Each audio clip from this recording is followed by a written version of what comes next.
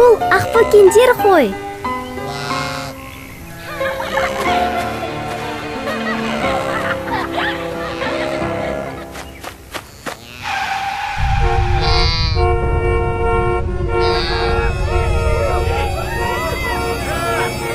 Эрик, агайга хабарласайык.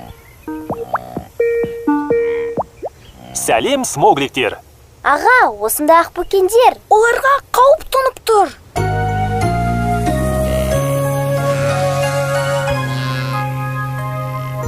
Енді акбөкендер каупсыздыкте.